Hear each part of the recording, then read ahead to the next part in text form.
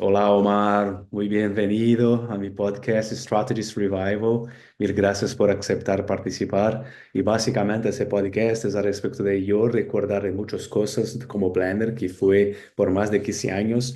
Después he trabajado en Meta y todo más, colaborando con los planners, los creativos, principalmente de las agencias creativas, los managing directors también de Latam, hablando de los assets de Meta y cómo utilizar, cómo hacerlo mobile marketing y todo más. Pero me encanta de aprender más al respecto de planeamiento, cómo era, cómo es, análisis de comunicación y cómo ayudar a los creativos y todo más. Entonces, mil gracias, me encanta. Y cuenta un poco de vos, por favor, de tu Pues carrera. gracias por la invitación, por el espacio y sobre todo por esta labor que haces desde Strategy Revival de conectar conocimiento no solamente global, sino con un foco también para Latina. Creo que hace falta que los estrategas se escuchen y sobre todo que generen contenido y este es un espacio maravilloso para ello. Mi nombre es Omar Fernando Romero Domínguez, llevo 24 años en la industria, pero me encanta sumarle los años de educación, así que ya serían 28. Y lo digo es porque quienes estudian deben considerarse ya parte de la industria y eso permite que empiecen a generar cambios y propuestas interesantes desde la academia.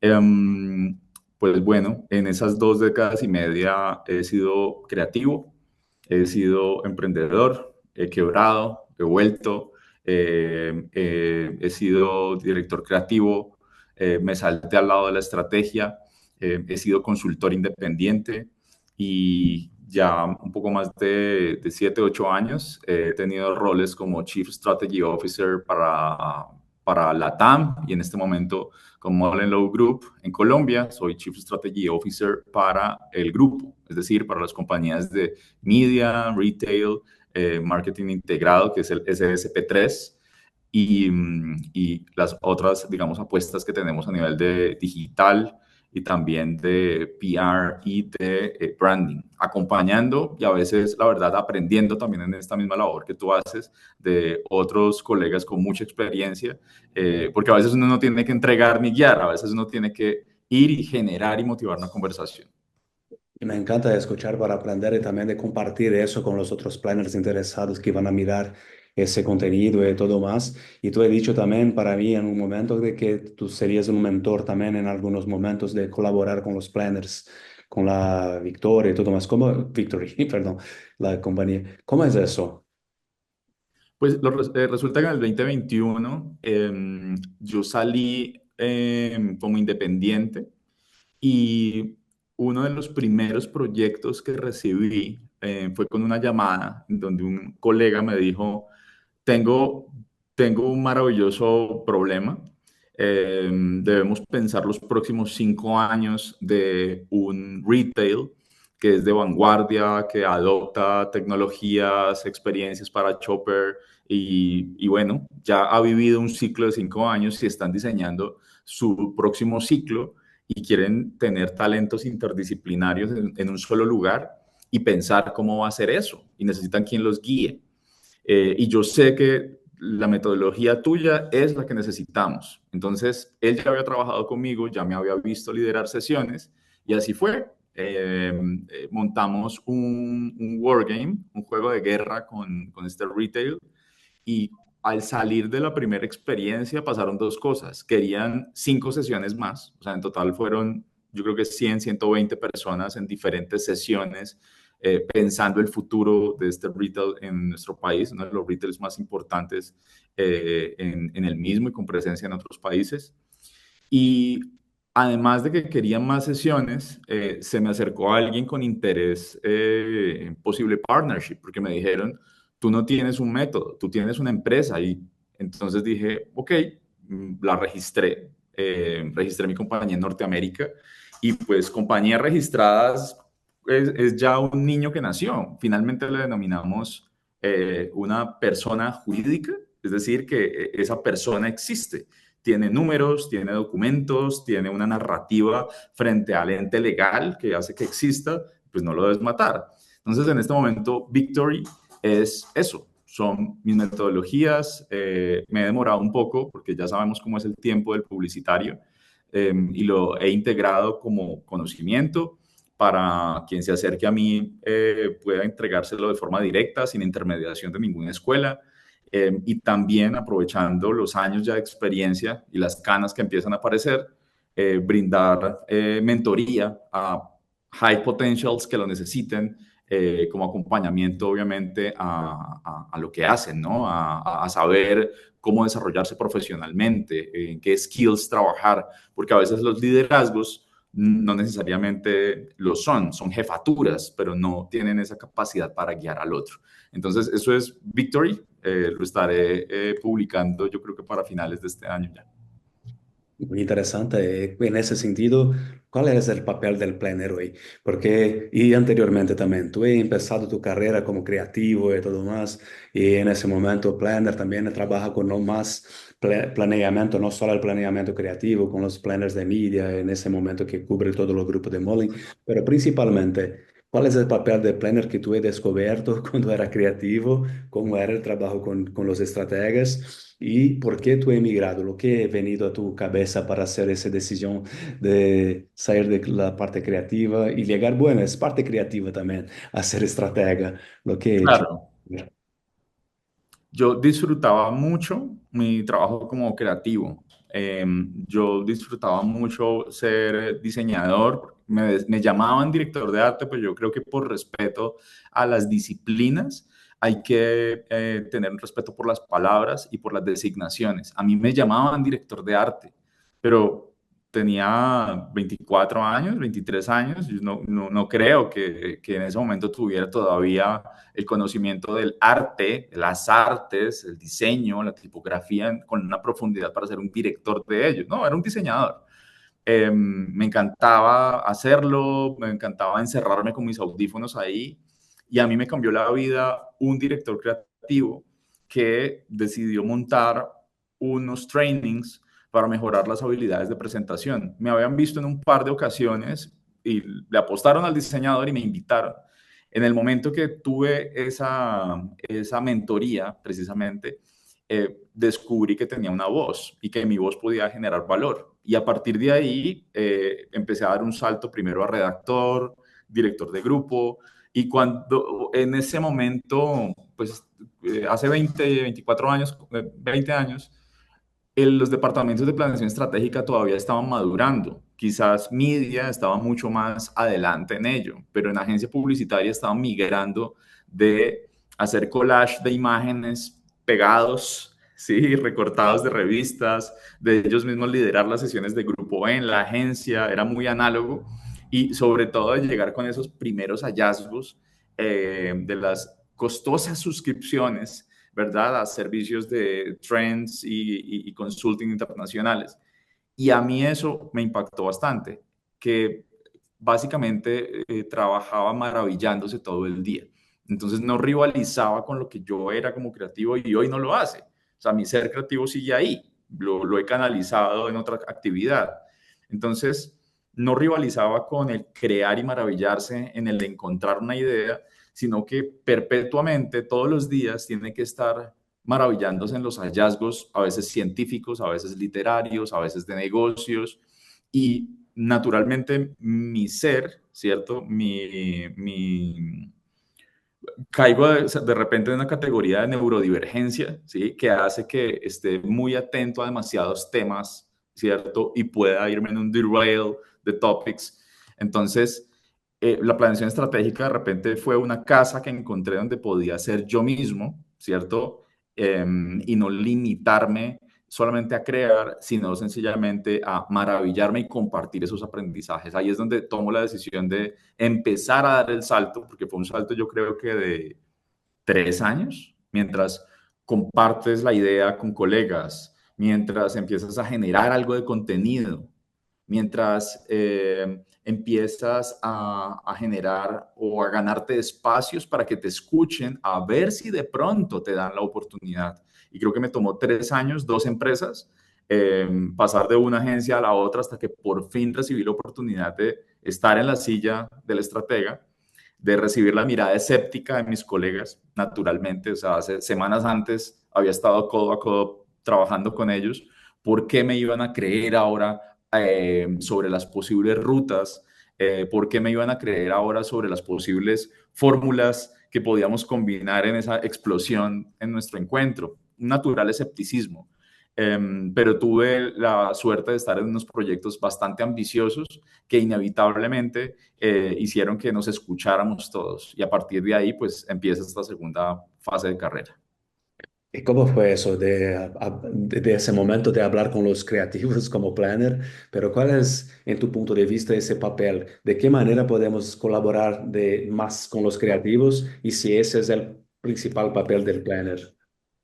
Sí, mire, yo creo que normalmente, y traigo otro tema sobre la mesa, existe el political correctness y no estamos hablando de nada. O sea, estamos completamente tibios, miedosos, no queremos decir nada que sea polémico. Entonces, como he venido hablando con otro colega en el último mes sobre el tema abiertamente en congreso en Cartagena con otros colegas, voy a seguir en esa misma línea de pensamiento. Eh, si estoy sentado con cualquier profesional, sea mi cliente, sea una persona que trabaja en la compañía para la cual le brindamos servicios publicitarios, de marketing, consultivos, y no pertenece al área primaria de clientes, sino que es de ventas, es de talento humano. Si tengo personas en mi área que no es de formación creativa, sino que son productores, son desde áreas de UX o demás, con cualquiera debe existir las mismas dinámicas. Y esas dinámicas nacen de la negociación. Constantemente le digo a mi equipo que tenemos dos canales en los que nos tenemos que mover. Un canal de comunicación estratégico y otro canal de comunicación diplomático. Y la diplomacia exige que no estemos viendo solamente figuras desde marketing, comunicación y publicidad. Exige que veamos la historia, exige que nos formemos en negociación, exige además que estemos dispuestos al debate, que estemos dispuestos al choque y que estemos dispuestos a manejar esa situación, resolverla, recomponernos y construir con el otro. Es necesario entrar a mesas en donde vamos a construir valor y anunciemos a los demás que posiblemente hayan discusiones y que posiblemente esas discusiones sean apasionadas porque hay unos que somos bien introvertidos, pero hay otros que somos una chispa en nuestra palabra y tenemos que estar abiertos a encontrarnos, a escucharnos y no solamente en un ideal de escucharnos delicadamente, decir algo brillante, que todos lo acepten. No va a pasar, no va a pasar porque como seres humanos no somos así. Y creo particularmente que las últimas 2 décadas, particularmente desde el 2008 hacia acá, hemos generado un temor sostenible a cualquier tipo de discusión. Y creo que tenemos que retomar la discusión y estar dispuestos a emocionarnos sobre la mesa porque finalmente de ese horno, es de ese fuego que puede emerger un valor en lo que creamos. Si no hay ninguna discusión, si todo el mundo está como si fuera las Naciones Unidas escuchando delicadamente lo que todos dicen, hay que sospechar que algo no estamos haciendo bien. Pero eso no es diplomático de escuchar delicadamente. ¿Por qué tú has dicho de eso? Eso es diplomacia. No, No. eso es diplomacia. O sea, es que diplomacia le pasa lo mismo que a burocracia. Lo encerramos en un significado, pero resulta que cuando Churchill sale de su tienda en África, baja el whisky, baja el tabaco y dice, nos vamos a dividir las tierras así. Y por eso se ve el mapa tan cuadradito cuando vemos el mapa africano, es por obviamente, sin preguntarle a los locales cómo dividen los territorios. Esa imposición, eso es diplomacia. O cuando, porque es una forma de negociar, es una forma imperativa, es una forma impositiva. Es decir, el choque es parte también del ejercicio diplomático, no solamente la cortesía, donde hemos desplazado la palabra diplomacia. Entonces, lo que abogo es, no podemos ser polite todo el tiempo, porque si no, no van a emerger todas esas a veces no ideas no racionales, sino viscerales, ¿sí? Que permiten que las personas lleguen a nuevas rutas. Vale, interesante. Y eso también no necesariamente eso de la calma y todo más, pero con educación siempre, claro. Claro que tú pones tu punto de vista y mira al otro y habla del punto de vista de ello, qué tú piensas que son los beneficios y qué son las cosas de desafíos y después ponen la mesa para la negociación. Fue lo que yo he comprendido, más de que decir es así y todo más de tener Exactamente. ese punto Pero de... hay que permitirle al otro eh, hablar, equivocarse sobre todo, porque es que creo que también todo radica ahí y por eso menciono desde el 2008. Yo recuerdo en el 2008 estar con el equipo creativo, todavía al lado creativo, y muy emocionados diciendo que van al congreso de no importa, y están obviamente pensando en el congreso fiesta, no en el congreso contenidos, normal. Y les digo, chicos, ustedes son conscientes que este es el primer congreso con Facebook, y todos en un silencio lapidario, todos se miraron como, es cierto, ahora nos pueden ver, ahora nos pueden taguear. Y les cambió la cara completamente. Entonces yo recuerdo ese momento para mí y cómo a partir de ese año las conversaciones empezaron a volver más planas, nadie se arriesga a decir nada más allá, eh, nadie se arriesga a pronunciar una opinión sobre un segmento de la población porque puede ser acusado, porque va a quedar grabado, porque años más tarde alguien va a decir que eso que dijo estuvo mal, no representó la compañía. Entonces creo que esa cantidad de temores le han quitado bastante picante y sabor al ejercicio de la comunicación. Interesantísimo. Y me han dicho también de diversidad, equidad, inclusión, que luego llego a preguntar de eso en los anuncios, pero también en los equipos, porque con esa diversidad, equidad, inclusión, tú tienes esos distintos puntos de vista que pueden tener esas charlas que tú he dicho y de no ser solamente una cosa de una persona que he pensado sin pensar en eso, los desafíos, los beneficios, las cosas que pueden ser mejor, los otros puntos de vista colaborarían mucho con eso. ¿Qué tú piensas de eso? La diversidad, equidad, inclusión, primero dentro del equipo. A mí me invitaron alguna vez a un espacio para discutir el tema, muy por la línea editorial mujer, ¿cierto?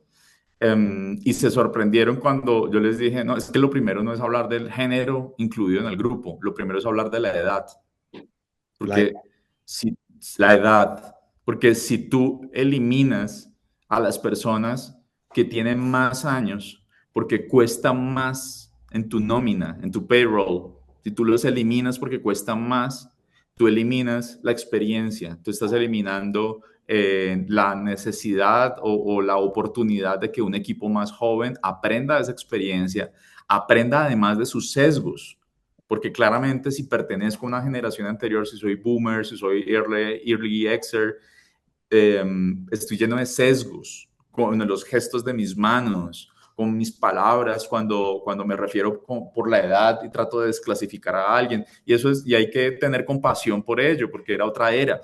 Si los saco de mi equipo, pues ya perdí un elemento de diversidad sustancial. Cuando le doy un espacio a la intergeneracionalidad, palabra larguísima, pero lo que significa es que en una misma mesa, viejos y jóvenes podemos trabajar sin necesidad de que el viejo tenga jerarquía por ser viejo, teniendo un respeto por las palabras de todos. Cuando empezamos en edad, inevitablemente, y el entendimiento y la aceptación de esos sesgos que trae el otro, no, es que el viejo me dijo niña, es que el viejo me dijo que porque soy un jovencito no tengo por qué opinar. Cuando logro enseñarle al viejo, ¿sí? O a la vieja, y la tengo en la mesa de trabajo, mi siguiente conversación ni siquiera es sexual.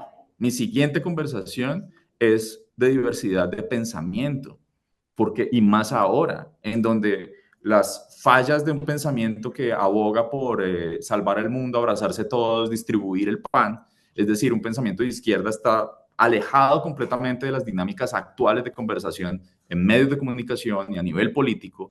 Cuando me divido por lo político en el entorno publicitario, perdí completamente porque perdí una capacidad maravillosa en que las conversaciones se pueden desarrollar, porque llegué a la iconoclastia, porque me quedé en solamente unos temas usuales, para darle felicidad, o como decimos en Colombia, contentillo, una felicidad falsa a un tomador de decisión interno o externo. Entonces, a nivel de diversidad e inclusión, mi postura es, primero tengo que aceptar las personas con mayor edad dentro del mismo equipo de trabajo. Em, Segundo, tengo que aceptar la diversidad de pensamiento. Y cuando tengamos eso solucionado, la siguiente que vamos a pensar es la neurodiversidad, como el hecho de que una persona tenga unas condiciones de pensamiento o de habla no la limitan para que desarrolle una labor o para que sea parte de un equipo. La última en la que yo me voy a meter es en la diversidad sexual, que por demás creo que en mi entorno de trabajo, o sea, no necesito saber qué deporte practicas, ¿sí? O sea, creo que eso es un tema que no tiene que venir a la mesa a la hora de crear equipos integrados, que eso ya se debe dar por hecho, que nos debemos concentrar más en esas otras diversidades que nos agregan perspectivas a la mesa, digamos, que las compañías no se tienen que estar midiendo por lo que dicen, sino aceptando todo lo que dicen. Yo quiero escuchar al viejo, quiero escuchar al joven, yo quiero escuchar la diversidad de pensamiento que puede haber en perspectiva sobre el mundo a nivel político, quiero escuchar las diferentes formas de expresarse y de cognición que pueden tener los miembros del equipo. Las sexuales nos tienen unos problemas que no nos ha dejado avanzar eh, durante décadas. No digo que tengas que sesgar al otro, digo hay que darle espacio a otras discusiones ya. Sí, en mi punto de vista, ese de la diversidad, de equidad, de inclusión, de tener otras personas con distintas experiencias de vida, de diversidad en relación a tener más mujeres, a sexual, a las etnias y todo más, colabora también con cómo fue construido el pensamiento de esas personas en relación a los desafíos humanos que han tenido, porque nuestros consumidores también tienen eso, entonces ayuda a tener esa neurodiversidad que tú he hablado. Y creo que eso también es un desafío de inclusión para que la agencia contribúa también con la sociedad, en mi punto de vista, porque hablamos mucho de comportamiento del consumidor, claro, pero vamos a pensar cómo podemos colaborar también con el comportamiento de la sociedad e incluir esas personas en los equipos, fue lo que yo he escuchado también, porque así tenemos esa diversidad y creo que también en tus puntos de la neurodiversidad, de escuchar otras opiniones, de todo más, cuando tú tienes personas que no son iguales, que han estudiado acá en Brasil, por ejemplo, en universidades, las mejores universidades solamente, claro, siempre las pagas de las estaduales, pero que han estudiado en esa universidad, que tiene tal edad, como tú he dicho, y que ganan menos de que el experiente. Entonces, creo que salir de esos filtros también, pero de pensar en la inclusión de esas personas para tener una sociedad más colaborativa. Ese es mi punto de vista también que las agencias pueden hacer. Y también te pregunto sobre la diversidad, equidad e inclusión en los anuncios, en ese sentido también, porque lo que yo he hecho en Meta de los últimos 3 años más veces fueron dar clases y workshops en relación a eso. Entonces, en el momento, creo que en 2021 y 2022 han hecho un gran estudio, 2021, un gran estudio global en el que, por ejemplo, solamente menos de 1% de los anuncios tenían personas LGBTQI+, menos de 1%, creo que 0,3% personas con deficiencia física. En los anuncios que tenían LGBT, por ejemplo, solamente en 82% las personas en ese estilo no vendrían, no tenían, no habían representación en los anuncios. Entonces, hay eso también y para tener inclusiones y salir de los estereotipos. En el pasado también solamente hombres manejaban coches, no había mujeres manejando coches. La mujer siempre parecía haciendo las cosas de cocina. ¿Sabes? En ese tipo de... el hombre era el money maker de la familia. Hay muchos estereotipos también, y quedó hace 15 años, o creo, o más, he quebrado un poco de eso con Real Beauty, la belleza real de las mujeres, cuando tenía mujeres también que no eran solo las blancas, rubias y magras, también tenían las personas de distintas etnias, de distintos modelos de cuerpo y todo más para hacer la campaña respecto de belleza que Dove quería hacer. Entonces, eso fue uno de los primeros que yo he visto que me ha encantado. Entonces, en ese sentido, amigo, ¿qué tú piensas al respecto de diversidad, equidad e inclusión en los anuncios? Me voy a volver a lo anterior. Es una cuestión de dinero. sea, eh, al final, todo líder organizacional sabe que equivocarse con la diversidad e inclusión desde la identidad de género le va a representar una demanda. Así que sabe que en eso no se puede equivocar. Las instituciones académicas en este momento todas se enorgullecen de tener gente con pelo de todos los colores. Me llama la atención porque se ha expresado la identidad de género a partir del pelo de todos los colores en los anuncios de las entidades educativas. Lo entiendo, es una forma de comunicarse. Cuando llegamos a los anuncios, pasamos por territorios como microsegmentación, como audiencias, diversas audiencias que voy a segmentar, y en ese ejercicio que empieza en el escritorio es donde si tengo un equipo diverso, si tengo un equipo que enfrenta diferentes perspectivas y discusiones sobre la mesa, en ese ejercicio técnico, si no se lo dejo a un analista que a las 8 de la noche lo resuelva solo, si no se lo dejo a alguien que hizo ese cuadro complejo en el que el líder no se tiene que meter, dado que es un cuadro complejo, no lo traigo a la mesa en donde se generen las discusiones, entonces no voy a llegar nunca a ninguno de los gigantes tecnológicos con mi ejercicio de microsegmentación para construir a partir de ahí diversidad. Y se lo digo porque me acaba de pasar. O sea, 6 diferentes ejes, digamos, de audiencias a segmentar, 4 perspectivas a nivel comunicacional o de marketing con las que tenía que cruzarlo. Eso empieza a multiplicarse en variables y lo que hice fue cerrar unos círculos y decir, ok, de aquí a estos cruces tengo que tener versión para la población cisgénero y para iniciativas de DEI. Entonces, gente con movilidad reducida, gente que evidencie que el amor no se trata del clásico de hace 200 años, y vamos a hacerlo así. El ejercicio de que el cliente lo entienda, oh por Dios, es, no, ya no tienes una batalla solamente en términos de aceptación ética, moral, de género. Está en 2 batallas al tiempo. Está tratando de resolver la postura ética y moral de la compañía, está tratando de resolver la dificultad técnica, tecnológica, ¿cierto? Y además el ejercicio exponencial al que lo debes llevar. Es decir, no es solamente una cuestión de el mundo debe ser un mejor lugar y ponerme las manos así, sacar pecho y salir a declararlo. Técnica y tecnológicamente, ¿qué estás haciendo? Me encanta que pongas el tema del 1% de los anuncios que ustedes están manejando. Del lado de acá, lo que yo me estoy dando cuenta es que el ejercicio de tener esas 2 discusiones sobre la mesa es difícil para ellos, porque están siendo juzgados por ventas, están siendo juzgados por leads. Entonces, la conversación diversidad-equidad no les va a garantizar más leads necesariamente, les va a garantizar una discusión y mayor tiempo que tienen que darse para poder implementar sus campañas. Entonces, en este momento, mi batalla no es si debe existir o no. Mi batalla es, necesito que lo comprendas rápidamente porque tecnológicamente tenemos que avanzar ya a otro lugar. No podemos estar en estas discusiones bizantinas, sino crear sistemas que permitan hablarle verdaderamente a toda la población. Por eso digo que nos hemos enfrascado a veces en discusiones que tienen que movilizarse un poco más rápido.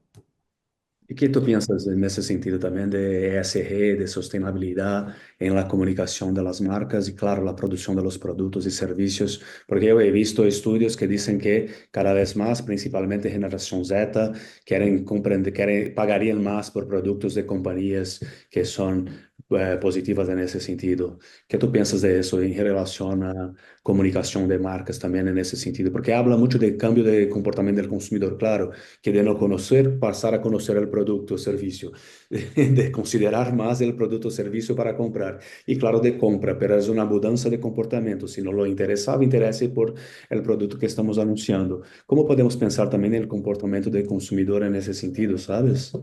De Creo su- que a nivel organizacional el salto que dio el CMO tiene que darlo el líder de de sostenibilidad en las compañías. O sea, hoy todos hablamos de esos grandes marketers que son referente. Hace 20 años no hablábamos del marketer, hablábamos del creativo. Y hoy de repente el referente en la industria cuando se para frente al festival es esa persona que piensa en las comunicaciones y el negocio de la compañía y que por demás deja de ser un líder de negocio y empieza a convertirse en un business influencer, porque lo que está comprando también industria, academia, otros gremios y su misma audiencia es quiénes son esas voces que están detrás de las compañías, quién es ese CEO o quién es ese marketing leader.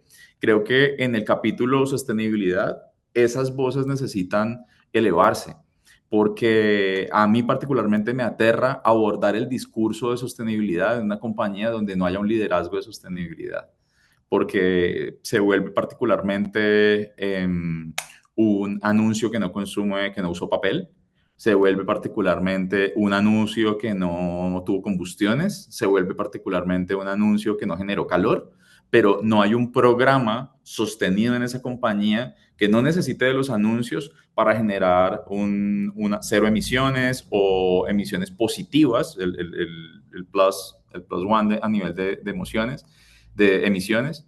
Entonces me asusta particularmente cuando una compañía aborda el tema y no hay ni siquiera una estructura organizacional, no hay ni siquiera un departamento de investigación y desarrollo que permita que esa compañía cliente genere menos emisiones o genere un impacto social positivo. Particularmente viajé al Caribe y estuve en una isla que fue muy publicitada, fue un recurso creativo maravilloso, ¿cierto? Con lente, realidad aumentada y todos los juguetes que podíamos incluir. Y caminé entre la pobreza y me pregunté, ¿dónde está el metal?